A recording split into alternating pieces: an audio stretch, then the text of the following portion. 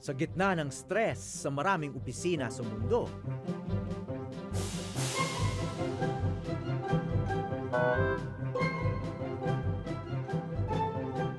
may karaniwang nakatatanggal ng pagod.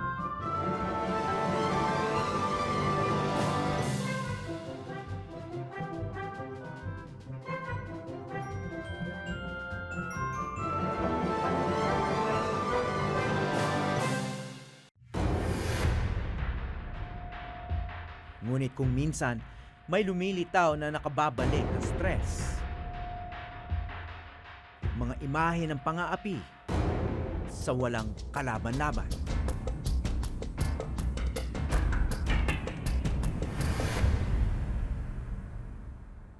Gamit ang hashtag #FindingCatsOfBGC, nananawagan ng ilang cat lover na mahanap ang mga nawawala umanong pusa. Tanong tuloy ni Marcel at ng iba pa, hindi kaya sila nilasod, pinatay o di naman kaya isinako at itinapon sa Pasig River. Sa Bonifacio Global City sa Taguig, madalas makita ang isang di karaniwang ama. Ang isa sa mga alaga niya, si Pussycat, dating pusang gala na napulot lang niya sa kalye noong ito'y kuting pa lang at muntik nang masagasaan.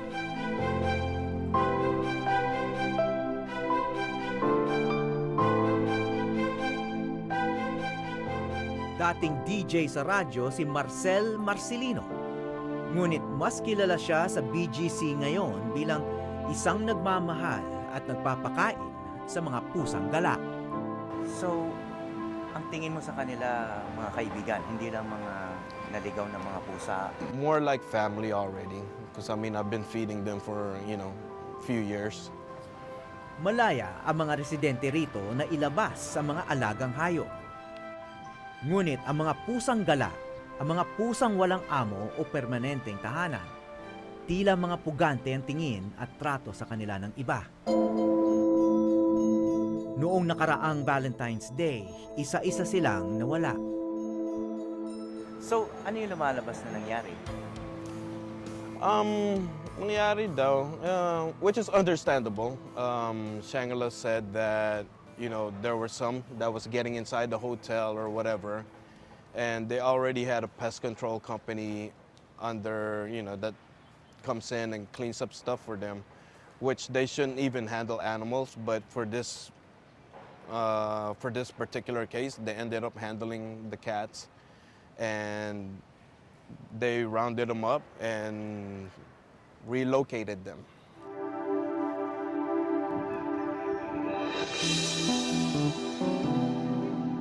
Kasama ng Kara, isang animal rights NGO. Hinanap ni Marcel ang ibang pusang di umano'y inilipat lang at hindi raw pinatay. We did check out all the places that they said they disposed of, or relocated the cats to, and yeah, couldn't find any of them at all. Those cats that were there, they were already neutered. They were already vaccinated. They've gone through TNR, and they're safe and they're friendly. Now the cats there, we don't know the new ones, and they look like they need, medication and all kinds of things. Bunsod ng mga pangyayari, humingi ng tawad ang Shangri-La Hotel sa BGC. Mas lumalabas sa media ang pagmamaltrato sa aso. Ngunit malala rin ang nararanasan ng ibang pusa. Sa Pilipinas, aso lang ang may malinaw na proteksyon sa ating batas. Dahil mas tutok ang pamahalaan sa mga asong ligaw, kulang ang sistema para sa mga pusa. Kaya naman, walang maayos na tugon sa paglobo ng kanilang populasyon. Kaya pagkadampot sa mga pusang ligaw, legal silang maaaring isailalim ng lokal na pamahalaan sa euthanasia o ang di marahas na pagpatay sa hayop. Parang death penalty kahit walang napatunayang kasalanan.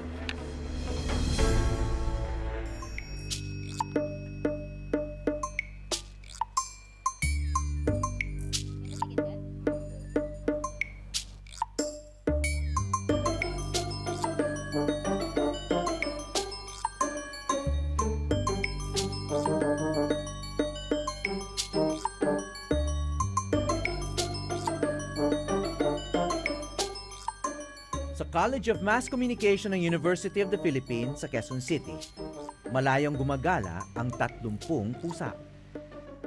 Ngunit nalaman kong kahit dito sa pugad ng progresibong pag-iisip, may mga hindi pala natutuwa na may komunidad ng pusa sa kanilang paligid. At nais ding hulihin at dalhin sa lokal na pamahalaan. Guys, come on.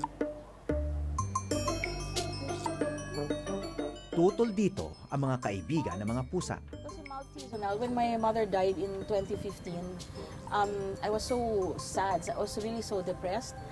So when I felt I was really sliding, I turned to the cats here. I focused on on the organization. I helped the cats. Tapos itong si Kit Kat, parang na-sense niya na there was something wrong with me, that I was so sad. Kit Kat? Si Professor Krista Rara ang isa sa mga nagtatag sa UP ng FOCA Candid o cat. Friends of Campus Animals. I would fall asleep crying pag gising ko, okay na ako. But at the same time, pinakapon namin siya. So, nahiwalay siya for about 3 days doon sa kuting niya. For some reason, nawala yung kuting niya. We couldn't find the baby. She was so depressed.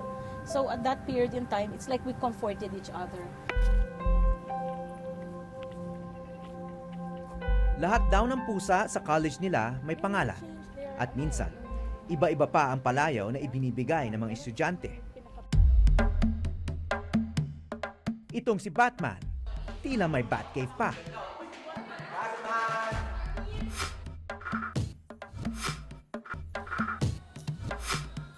May mga teritoryo o colony ang mga pusa. Dito sa Mascom pa lang may 3 colony na hindi gaanong nagahalo.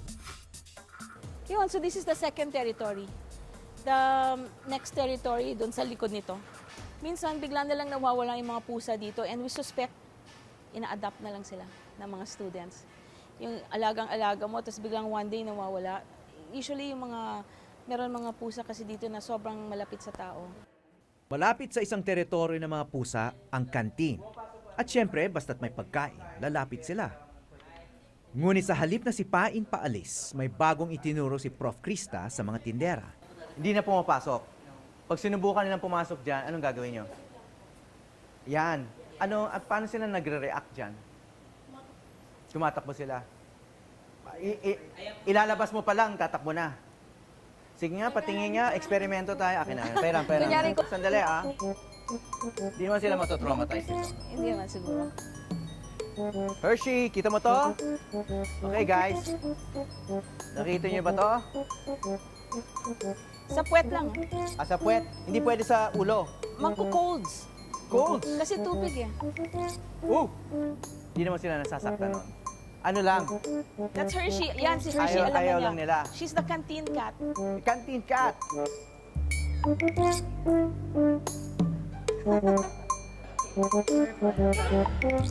Bawat pusa sa building, pinangalanan ni Prof. sunod sa mga sikat na tsokolate. Isa na rito si Twixie. And mahilig siya sa students. So, inaabangan niya yung mga estudyante lalabas sa classroom. Tapos pag upo nila dyan sa taas, kakandong na siya. Ang tila masungit at mailap na pusa na si Godiva ang siya namang bantay ng grupo. Yung cobra, yung isang Sunday morning, may lumabas na cobra dyan. Hinarang ni Godiva. Kaya yung cobra, kung hindi siya hinarangan, pwedeng tutuloy siya doon. Papasok siya sa entrance sa college. Pero hinarangan ng kuting. Bumalik yung cobra sa loob ng butas. Ang ilan sa kanila tulad ni Choco Mucho, sanay na sa tao. Ngunit ang paborito ni Krista at ang pinakamatagal ng pusa rito ay si Kit Kat.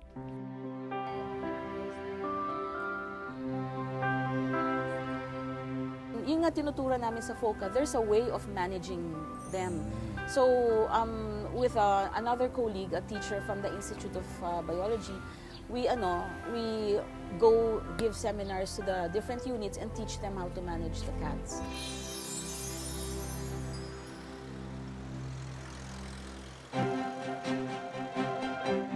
Sa halip na isailalim sa kamay ng pamahalaan, may alternatibong destinasyon ang mga sugatan at minaltratong pusa. Sa Quezon City, ginagumot sila at pinapagaling sa Animal Rehabilitation Center ng PAWS o Philippine Animal Welfare Society. These two victims of hit and run. Oh. Tapos Buti nabuhay that pa. one po is Cotton. As you can see, he is missing an eye. Ano nangyari sa mata? Nung na-rescue po siya, nakaluwa na yung isang mata niya. So, most probably, Sadya? pinukpok po siya ng matigas na bagay. So, we have several rescues. May instance po na merong kitten dito. Dinala siya with a barbecue stick sticking out from the tummy. So, pinagtripan po ng mga bata, tinusok ng barbecue stick. So, ganun po. Natutunan ko rito na ang mga pusa pala may sariling uri ng HIV, ang Feline Immunodeficiency Virus. Kapag sila'y magaling na, maaari na silang ipakilala sa mga taong may puwang ang puso para sa kanila. Isa rito si Joanna Cheng o Jeng na galing pang Cavite. Good morning. Mag-inquire lang po for adoption. Sige po. Kindly sign up na lang po muna dito for admin visitors logbook. And then, ano po yung gusto po nilang i-adopt? Is it dog or cat po? Cat po. I'll show you po kung sino yung mga cats na for adoption na. Sige po.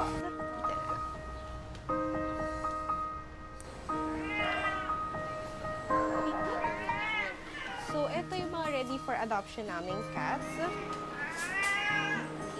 ito si Spot. Nakaschedule for amputation dahil yung isang hind leg niya is inborn siguro yung pagkakadislocate.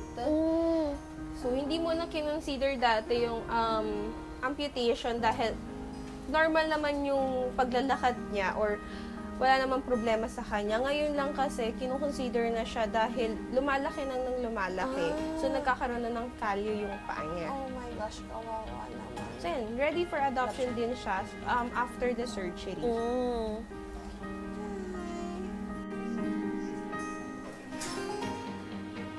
nasa-stress kasi yung pusa, basta magsisikin siya. Hindi ko kaya. Tapos si Sneezy, si Bashful, si Happy. Ay, totoo nga pala. Dossie. Dwarfs yung Oo. pangalan, no? Isa pa lang na-adopt sa kanila. Ah. So, ito, si Chino. Hi. Ay, oh, isa pa to. Si Chino, sobrang playful niya. Si Jamie. Oh, ay, sorry.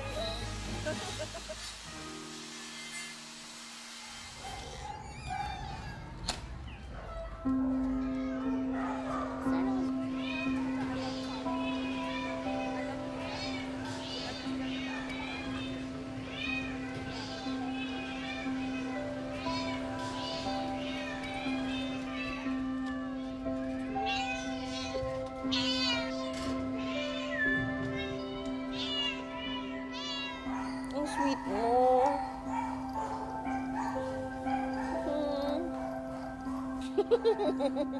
Oh, ay, sasama ka na, okay? Halika na, pumasok ka na sa bag ko. Sige na, okay. Maraming lumalapit at nagpapakyut kay Jeng. Sa proseso ng adoption dito sa PAWS, pipili dapat si Jeng ng kanyang top 3. At sa susunod niyang bisita, dapat mapagdesisyonan na niya kung sino ang pinakanapupusuan niya at iuuwi sa kanyang malaking pamilya sa Cavite.